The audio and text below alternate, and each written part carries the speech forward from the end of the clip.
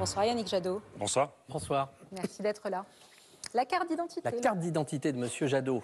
Yannick Jadot, vous avez 54 ans, vous êtes le candidat d'Europe Écologie Les Verts. Alors vous êtes militant écologiste Je suis le candidat de toutes les formations écologistes qui se sont réunies pour ma désignation. Très bien. Vous êtes militant écologiste de profession. C'est ça votre profession, votre métier, vos éléments de rémunération. Enfin, j'essaie de Je suis député européen. Ah voilà, on va dire ça. Donc c'est un élément important qui devrait rentrer dans votre carte d'identité. Non, on essaie de savoir quelle est la profession. Voilà. Moi, je suis de formation économiste, mais ça fait 30 ans que effectivement, je suis engagé. J'ai vécu en Afrique, j'ai vécu en Asie, et puis j'ai dirigé les campagnes de Greenpeace, et puis depuis, je suis député européen. Vous avez 2 enfants, et c'est votre candidature numéro 1 à la vôtre. Je vois que vous avez commencé le décompte. Ben oui, parce que dès que vous parlez, c'est comme ça que ça se passe. Okay. Dès que vous parlez, c'est du temps de parole. Yannick Jadot, si vous deviez mettre une note sur 10 à la campagne de Yannick Jadot, vous mettez combien? J'ai une grande fierté sur la campagne que mènent les écologistes. Et une grande fierté parce que ce qui se joue dimanche, c'est un choix de civilisation. On a évidemment le rapport du GIEC qui vient de tomber, la communauté scientifique internationale qui dit qu'on a 3 ans pour agir. Après un quinquennat d'inaction climatique, on a eu la pandémie dont on n'est pas totalement sorti, qui a démontré l'importance de notre système de santé, la vulnérabilité de notre économie. Et puis on a une guerre aujourd'hui en Ukraine. Et je suis très fier parce que les écologistes ont toujours été constants vis-à-vis des dictateurs, des dictatures et vis-à-vis des dépendances aux énergies fossiles. Donc vous mettez une bonne note sur votre campagne? On l'a vu, on l'a découvert ces derniers jours, des femmes violées, des femmes et des hommes suppliciés, exécutés. Et on a eu, dans cette campagne, depuis le début, nombre de complaisances vis-à-vis de Vladimir Poutine, entre un président qui lui donnait du cher Vladimir tue, entre l'extrême droite, ou Jean-Luc Mélenchon, qui considérait que les agresseurs, c'était les Américains, et qui n'ont jamais soutenu le peuple ukrainien. Et donc, je suis très fier des écologistes d'être constants sur la démocratie, sur le respect de la vie et de la dignité. Cette partie, c'est une partie sur votre campagne et sur vous-même. C'est ma campagne. Est-ce que vous reconnaissez des erreurs dans cette campagne ?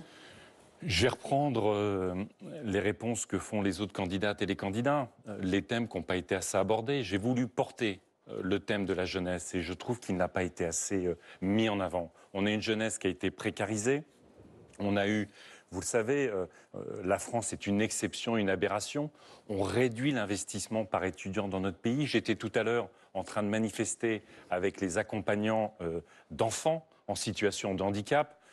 Salaire de misère, temps partiel, statut précaire, eh bien oui, il va falloir s'occuper de la jeunesse parce qu'elle a une énergie, une créativité, une diversité magnifique dont on a besoin et c'est pour eux aussi que je me bats. Je n'ai pas assez réussi à imprimer le thème de la jeunesse dans le débat. Comme d'autres thèmes, bien sûr. Comme d'autres thèmes, comme l'écologie, si je peux me permettre. Éric Zemmour, qui était juste avant vous, a réussi pendant des mois à imposer l'immigration. C'est vrai que c'est plus facile de dire les Arabes dehors ou les musulmans. Les musulmans sont des terroristes que de dire comment on résout les problèmes de pouvoir d'achat en isolant. Mais pourquoi vous n'avez pas réussi à renverser la table et à mettre l'écologie au centre des débats et des questions? Est-ce que c'est pas aussi votre... C'est sans doute la faute des médias, mais aussi la vôtre. Quand on voit que le climat a occupé 3% du débat public ces dernières semaines, on peut aussi s'interroger sur notre responsabilité collective. Collectivement, on est d'accord. Mais vous, la vôtre, comme candidat de l'écologie, vous aviez un boulevard. J'ai un boulevard, on verra dimanche.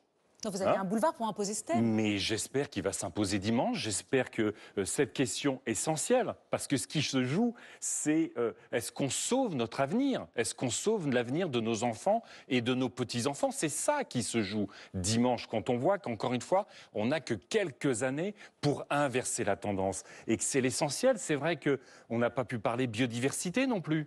Moi, je ne me résous pas à ce que nos campagnes deviennent silencieuses parce qu'il n'y a plus d'oiseaux, parce qu'il n'y a plus d'animaux, parce que la biodiversité se dégrade. Et voilà, nous portons ça, je porte ça depuis 30 ans, nous portons ça avec détermination, un volontarisme absolu et des solutions concrètes pour gagner la bataille du climat. Voilà, maintenant, reconnaissons aussi que les autres candidats, pendant longtemps, ont voulu dire l'écologie, c'est nous aussi. Mais les résultats électoraux ont confirmé que pour faire de l'écologie, il faut les écologistes. Maintenant, ils préfèrent ne pas en parler d'éviter ce que sont les grands défis de l'humanité pour ne pas voir l'inanité de leur bilan. L'image qu'on a choisie pour votre campagne, c'est vous au Parlement européen. C'est le seul débat, qu'aura eu Emmanuel Macron dans cette campagne. On vous a reproché d'être de l'entrée en vigueur de la présidence française de l'Union européenne. On vous a reproché d'être trop virulent et d'avoir utilisé l'ensemble du Parlement européen pour faire votre campagne. Vous assumez ou vous regrettez? J'assume parfaitement. Et je n'ai parlé que de sujets européens. Vous savez, à ce moment-là, le président Macron, il expliquait à toute l'Europe que le gaz russe était une énergie verte et qu'il fallait donner des subventions publiques au gaz russe parce que c'était une énergie verte. Le deuxième débat qu'on avait abordé avec Emmanuel Macron, à ce moment-là, c'était l'enjeu, vous savez, des migrants à la frontière biélorusse et polonaise. Et l'Europe, y compris avec les dirigeants européens, prêts à construire des murs, des barbelés pour ces personnes qui étaient survivantes. Et on a parlé de Calais, où le président de la République donne instruction à la police d'arracher les tentes matin, midi et soir. Je suis très heureux, vous savez, de cet élan de la France et des Français pour accueillir les Ukrainiennes et les Ukrainiens. Mais quand on a des survivantes et des survivants, on ne les trie pas selon leur nationalité. Et ce débat, c'était un vrai débat européen. Et oui, j'ai considéré que le président Macron était le président de l'inaction climatique et que son quinquennat était un quinquennat confisqué par les lobbies. Je suis frappé, ça fait 2 fois que vous égratignez le président sur son attitude vis-à-vis de la Russie. Vous le trouvez ambigu vis-à-vis de la Russie? Écoutez, souvenez-vous avant l'invasion, il se mettait en scène en l'envoie Vladimir Poutine, de chef d'État à chef d'État, c'est normal. Le tutoyant. C'est pas nouveau que Vladimir Poutine est un criminel de guerre. Non. Je l'avais dit dès ce moment-là. J'ai dit en tant que président de l'Union européenne, il devait voir le président Poutine avec tous les dirigeants européens. Il devait organiser un sommet à Kiev pour montrer l'unité et non pas se mettre en scène seul. Mais vous savez, dans ce moment-là, les Françaises et les Français, y compris qui ont élu le président de la République actuel en 2017, croyaient à l'enthousiasme, à l'énergie de ce jeune président. Ils pensaient élire Rocard, voire Mendès France, et on a eu l'arrogance de Giscard et la brutalité de Sarkozy. Bien. Valérie Pécresse se prépare, elle est en coulisses, elle va vous succéder dans quelques instants. Mais d'abord, 2 questions téléspectateurs. Oui, Yannick Jadot, vous avez 4 prénoms qui s'affichent. Vous choisissez entre Sandra, Chris, Nicolas et Karine. Sandra. Êtes-vous fragilisé par la fraction ouverte la plus radicale qui est très forte chez les écologistes? Alors, c'est une spécialiste de l'écologie politique qui vous pose la question, mais c'est une de nos téléspectatrices. Non, vous savez, la force des écologistes, c'est aussi porter la radicalité qu'il y a dans la société, notre responsabilité. Il y a beaucoup de colère dans la société, beaucoup d'interrogations dans ce moment politique particulier que nous vivons dans notre pays et dans le monde. Et cette colère, moi, je la prends, en fait, je la fais mienne, mais pas pour y répondre en criant, pas pour ajouter des cris à la colère, mais pour apporter des réponses, des solutions. Et l'ensemble des écologistes participent de ces responsabilités qui est d'apaiser la société en entendant ces colères. Sandrine Rousseau a-t-elle été un atout, un handicap pour vous? Écoutez, Sandrine Rousseau, elle participe de la dynamique des écologistes. Vous le savez, elle n'est plus dans ma campagne, donc à quelques jours du scrutin, je ne vais pas commenter ça. Allez, encore une question. Question de Chris, Nicolas ou Karine? Nicolas. Nicolas, sans gaz ni pétrole russe, comment se chauffe-t-on dans les semaines qui viennent? Et il n'y a pas de problème de... Ah non, vous savez, on a du gaz et du pétrole jusqu'à l'hiver prochain. Et on a ces atrocités, un peu de sérieux quand même, on a ces atrocités. Est-ce qu'on ne peut pas, comme on l'a fait sur les vaccins, mobiliser l'ensemble des acteurs de la société européenne, l'ensemble des forces vives, pour que, à l'hiver prochain, quand la question se poserait, nous ayons réussi à économiser 10% de notre gaz. Vous savez, Poutine, comment il finance sa guerre? Il finance sa guerre avec 700 millions de dollars que donnent les Européens tous les jours à Poutine pour son gaz et son pétrole. Et quand il y a des atrocités, le président de la République fait convoquer l'ambassadeur de Russie. Est-ce que ça a la hauteur des atrocités qu'on a? Vous allez en parler avec Camille Gérard, ça fait partie des questions de Camille Gérard. Vous savez, ça fait tellement longtemps que les écologistes se battent pour qu'on isole les logements. Ça n'a pas été fait et c'est pour ça que nous le portons. Ça fait tellement longtemps qu'on se bat pour déployer les énergies renouvelables. Ça n'a pas été fait. C'est pour ça qu'en votant écologiste dimanche, on le fera. 3 questions en 40 secondes. Liberté, égalité, fraternité, vous choisissez quoi? Les trois, c'est indissociable. C'est les valeurs de la République et l'écologie, aujourd'hui, incarne ces trois choses-là. Le meilleur et le pire président de la Ve République à vos yeux? Écoutez, je trouve que Emmanuel Macron, je l'ai dit tout à l'heure, il était moderne, il devait sortir des rentes, il devait agir face aux grands défis du siècle. Je l'ai dit, c'est un président condamné 2 fois par la justice pour inaction climatique, qui a enrichi beaucoup les riches. C'est le pire président de la Ve? C'est le pire au sens où je pense que jamais un quinquennat n'a été autant gangréné par les lobbies de la chasse des pesticides ou des énergies fossiles. Et le meilleur, vous n'avez pas répondu? Il est à venir. Vous dites pas De Gaulle. Facile, facile. Allez. Le meilleur est toujours à venir, vous savez. D'accord. C'est quand on est optimiste qu'on pense que le meilleur est toujours à venir. Et voilà, les questions de proximité, c'est d'Anne Hidalgo dont nos téléspectateurs vous jugent le plus proche, assez loin devant Jean-Luc Mélenchon et Fabien Roussel. Merci Yannick Jadot, on vous retrouve tout à l'heure pour vos 2 thèmes que vous avez choisis. C'est Camille.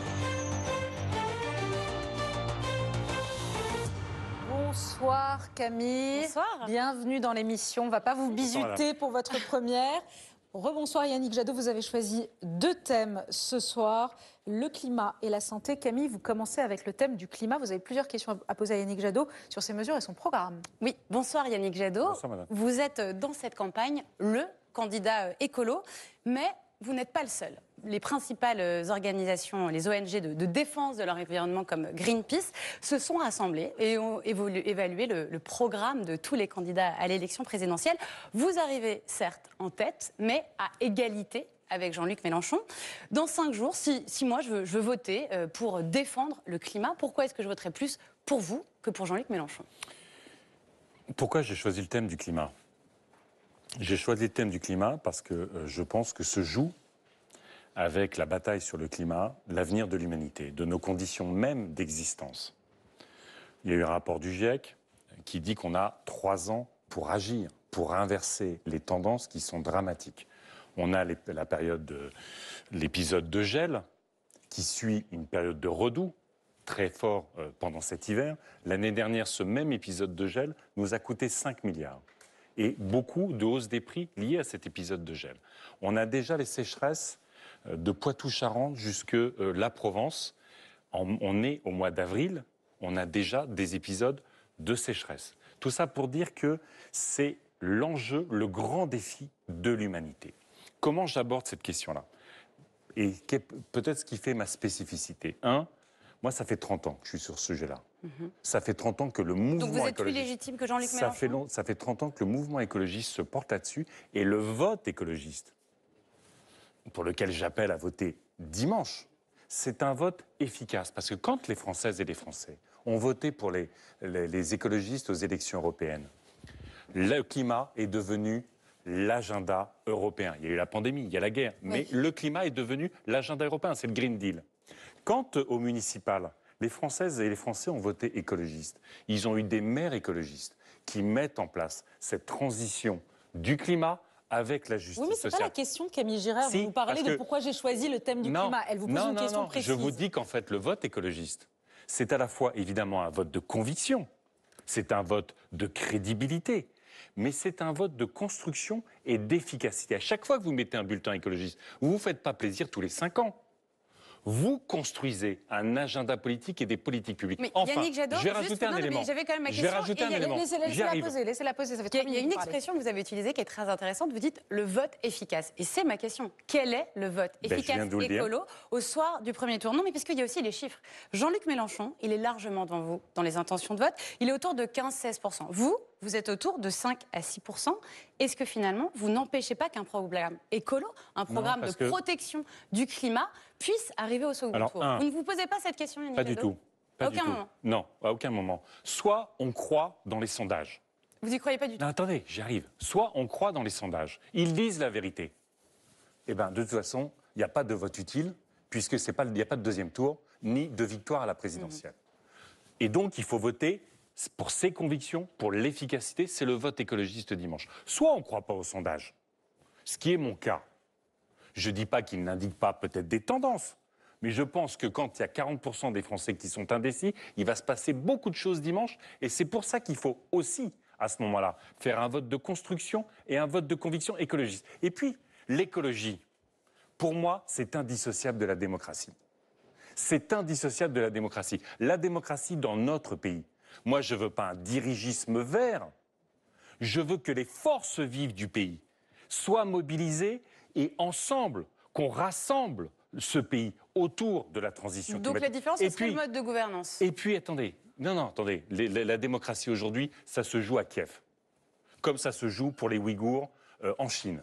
C'est aussi ça, défendre la démocratie et la dignité de la personne humaine. C'est partout, c'est pas simplement en France, c'est aussi pour les Ouïghours, c'est aussi pour les Ukrainiens. Et enfin, troisième point, qui est essentiel pour moi, c'est l'Union européenne. Ma conviction, je suis un pro-européen, je suis député européen. Quand on est député européen, il y a plein de choses qu'on veut améliorer en Europe. Mais moi, j'ai une certitude. La bataille du climat, le rapport de force avec les dictatures, avec les puissances économiques, qu'elles soient publiques comme les États-Unis ou privées comme les GAFAM, il nous faut l'Union européenne. Il nous faut la grande politique industrielle. Parce qu'elle vous pose une question sur l'écologie. Sur l'écologie, en fait, vous êtes d'accord avec Jean-Luc Mélenchon. Mais non, parce que l'écologie, c'est pas parce simplement... que vous dites, on vous pose vos différences avec l'écologie, vous répondez l'Europe et l'international. J'entends les différences sur l'Europe et l'international, mais sur l'écologie... C'est pas l'Europe et l'international, c'est une question de principe et de valeur. C'est pas la politique internationale étant dehors de la politique ou c'est un secteur de la politique. Quand on ne respecte pas ou qu'on ne construit pas la démocratie à l'échelle internationale, ça dit aussi de tout le projet. Mais l'Union européenne, c'est quand même un sujet, c'est assez étonnant d'ailleurs dans cette campagne, par rapport à il y a 5 ans, on a beaucoup discuté de la politique étrangère, de fait, de l'Ukraine, mais on n'a pas discuté de l'Union européenne. Plus personne ne va en sortir. Excusez-moi, regardez les programmes. Alors, personne ne dit on va en sortir. Alors, mais le projet de mes concurrents... Camille a raison de me ramener à l'ordre. Oui, mais moi je pense qu'il faut l'Europe pour le climat. C'est ça que je voulais dire. Et alors moi je vais vous poser une question sur une de vos mesures phares, c'est la sortie à terme du nucléaire. Vous êtes pour l'arrêt de 10 réacteurs au moins d'ici 2035. Pourtant, avec la guerre en Ukraine, on voit que ce qui protège la France de la dépendance du gaz russe, c'est justement en partie nos centrales nucléaires. Est-ce que ça vous pousse à revoir votre programme? Non. Pourquoi? Au contraire. Regardez aujourd'hui, quelle est la situation de la France? On a 27 réacteurs nucléaires à l'arrêt au jour d'aujourd'hui. La moitié de notre puissance électrique est à l'arrêt. Nous importons du gaz et des autres énergies du reste de l'Europe, et nous relançons les centrales charbon. Quelle est la situation de notre pays? Donc on a des réacteurs qui sont vieillissants. Quand on a des réacteurs qui sont vieillissants, on a 2 options. Un, c'est le projet d'Emmanuel Macron. On reconstruit des réacteurs nucléaires. Il le dit, c'est pour 2045. 2045. Donc on ne résout en rien les problèmes de pouvoir d'achat des Français aujourd'hui. On ne résout en rien la question climatique, alors qu'on a 3 ans, il propose d'agir en 2040-2045. On ne résout en rien notre problème de dépendance aux énergies fossiles. Oui, par exemple, vous êtes pour l'éolien, vous êtes pour 3000 éoliennes terrestres sur 5 ans, d'ici 5 ans. Ça ne va pas résoudre le problème du gaz russe l'hiver prochain. Ah bah attendez. Ça va pas le régler tout de suite. Mon projet, c'est quoi? Comment on sort du gaz russe? On sort du gaz russe en isolant d'abord les logements. Ça n'a pas été fait pendant ce quinquennat. Je propose de le faire. Si vous votez dimanche écologiste, on investira enfin massivement sur l'isolation des logements. C'est 700 € de pouvoir d'achat en moyenne pour les Français et c'est moins d'impact sur le climat. Deuxièmement, c'est déployer les énergies renouvelables. Et au fur et à mesure, moi si j'arrive, je ne construis pas de réacteurs, mais je n'enferme pas.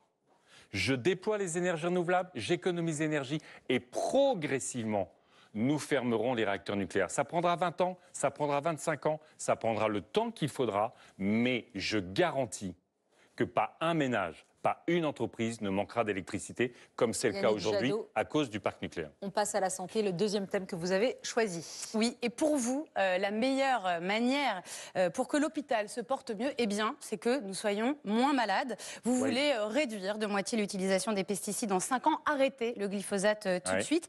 Comment vous allez expliquer à un agriculteur qui va devoir se priver totalement du glyphosate? Mais parce que les agriculteurs savent qu'il faut en sortir. Oui, mais ils ont du mal. Y compris, normalement, c'est un engagement du président de la République. Et il a eu du mal à le tenir, justement, Non, parce en qu'il n'a disant... pas voulu le tenir, madame. Il n'a pas voulu le tenir. Parce qu'il n'y a pas Vous savez, d'alternative à ce Mais jour. non, mais c'est pas vrai? Mais c'est totalement faux. C'est totalement faux. Heureusement. Vous savez, je passe mon temps avec des paysannes et des paysans. Et je vais encore demain avoir des paysans, des arboriculteurs qui sont victimes du gel. Je passe mon temps avec les agriculteurs. Et il y en a tellement qui sont sortis du glyphosate. Pourquoi il faut sortir du glyphosate? C'est des maladies. Est-ce qu'on peut rappeler que le glyphosate, ça fait développer des lymphomes, des cancers, et qu'il y en a plein aux États-Unis, que Monsanto est en procès avec son Roundup, qu'il y en a en France. Vous savez, madame, j'étais à Saint-Rogatien il y a quelques semaines. À Saint-Rogatien, c'est un cluster de cancer pédiatrique. Vous avez des familles qui voient leurs enfants malades du cancer et parfois mourir. Ils sont juste à côté de champs où on a épandu des pesticides. Il y a aussi des usines et personne ne leur donne la vérité parce que personne Mais Yannick ne veut Jadot, trouver. comment vous expliquez que depuis 15 ans, la lutte contre les pesticides est un échec? Ça fait 15 ans Mais parce que qu'il n'y les a pas de présidents volonté politique, successifs... madame. Parce que dans ce Vous, pays, concrètement, vous dans faites ce comment pays, dans ce pays, vous savez, moi j'ai négocié le Grenelle de l'environnement. J'étais à Greenpeace en 2007. On avait négocié la réduction de 50% des pesticides pour 2020. Et aujourd'hui, Ok. ça augmente. Ça Oui. n'a jamais été rempli, cet Eh ben objectif. oui, vous avez raison. Vous avez raison. Mais vous faites parce comment, que, concrètement? Parce que le lobby des pesticides est en permanence. Il a été là avec Sarkozy, il a été là avec Hollande, il est toujours là avec Macron. Et vous avez plein d'agriculteurs qui en sortent, mais ils sont mal soutenus. Eh bien, à partir du moment où on interdira le glyphosate, qu'on interdira les néonicotinoïdes et les fongicides SDHI, pour un peu importe, Ouais, un eh peu ben, compliqué. je peux vous dire que vous aurez une vraie transition. Une dernière petite question Mais sur l'hôpital. pourquoi très la santé rapidement, environnementale très rapidement. Sur l'hôpital, quand même, Et c'est sinon on va la- pas et c'est la avoir le temps d'en pollution parler, de l'air. Yannick Jadot. Et c'est intéressant parce que Bien vous sûr. proposez d'embaucher Ouais. 100 000 infirmiers en Ouais. plus avec une augmentation de salaire de 10%. Ouais. Est-ce que vous pensez vraiment que ça va être suffisant? On a vu avec la crise du Covid Mhm. qu'il y a vraiment un problème de la pénurie de soignants. C'est lié Bien à une sûr. crise des vocations. C'est devenu Bien sûr. trop difficile d'aller travailler à l'hôpital public. Vous pensez que vous allez vraiment pouvoir les embaucher, ces 100 000 infirmiers, que 10% ça va suffire à les faire revenir à l'hôpital public? Il y a deux choses. Repenser l'hôpital public, c'est sortir de la logique qui a prévalu jusqu'à maintenant de vouloir faire de l'hôpital une entreprise rentable. Nous, ce qu'on va faire, c'est, à partir des territoires, identifier les besoins, construire l'offre de soins, médecine de ville, hôpital, lui donner les moyens de répondre à ses besoins. Et oui, il faut mieux payer les personnels à l'hôpital. Oui, il faut embaucher 100 000 infirmiers parce qu'on met en danger les malades et on met en danger... Il faut réussir à les trouver. Aujourd'hui, ils ne veulent plus venir travailler à Mais l'hôpital. parce que les conditions de travail sont tellement difficiles. Et pourtant, je peux vous dire, et vous le savez, notamment les infirmières, sont héroïques à l'hôpital. Elles méritent notre gratitude, mais surtout, elles méritent une vraie politique de l'hôpital public qui est en rupture par rapport à tout ce qui s'est fait avant. Yannick Jadot, il vous reste une minute. C'est pour Une ça qu'il faut question voter de- écologiste dimanche. Une question de Laurent Guimier. Oui, on a évalué deux sujets que vous avez évoqués. Tout simplement, pour préserver l'environnement, seriez-vous prêt à vous chauffer moins l'hiver prochain, mesure dont on a parlé, qui est au conférencier de la crise. Une majorité de nos téléspectateurs sont prêts à baisser un peu la température du thermostat. Et puis, deuxième question. Alors Vous là, faire un commentaire ou pas? rapidement, puisque vous avez encore beaucoup. très peu de temps Ça de doit parole. évidemment pas porter sur les 12 millions de Français qui, aujourd'hui, Sont parce en qu'il fait précarité. froid, Ouais. n'ont pas de quoi se chauffer cet hiver. Et c'est pour ça qu'il faut isoler leur logement en priorité et gratuitement pour ces ménages. Laurent. Deuxième point, on a évalué une de vos propositions qui est, pour lutter contre les déserts médicaux, d'obliger les étudiants en médecine à exercer leur dernière année d'études et 2 ans dans les déserts médicaux. Donc ça va assez loin. Et là aussi, cette mesure est très majoritairement saluée par nos Vous avez téléspectateurs. bien fait de venir, Yannick Jadot. à en Et c'est croire pour ça les- qu'il faut voter écologiste dimanche. Voter écologiste Allez, dimanche. on aura Pour la compris. santé, Le pour quiz. l'environnement, il n'y a que moi. 3 questions, le quiz, s'il vous plaît. 3 questions, il va s'afficher. Si la guerre s'arrête, faudra-t-il lever immédiatement les sanctions sur le régime de Vladimir Poutine, oui ou non? Non, il y a des crimes de guerre. Il faudra non seulement maintenir les sanctions, alors pas l'embargo, Tout. mais il faudra maintenir les sanctions et évidemment tenter de mettre en justice devant les tribunaux Faut-il les criminels de guerre. conditionner le RSA à un minimum d'activité? Non, je propose un revenu citoyen qui donnera à tout le monde le niveau du seuil de pauvreté, 920 € par mois, et notamment pour les jeunes Faut-il dès assouplir... 18 ans. Non, jouez le jeu, s'il vous plaît. Faut-il assouplir les règles sur la légitime défense? Non, elles sont fortes déjà. Merci Yannick Jadot d'avoir été avec nous. Le temps de parole nous oblige à arrêter là. Merci Camille, c'était pour votre première.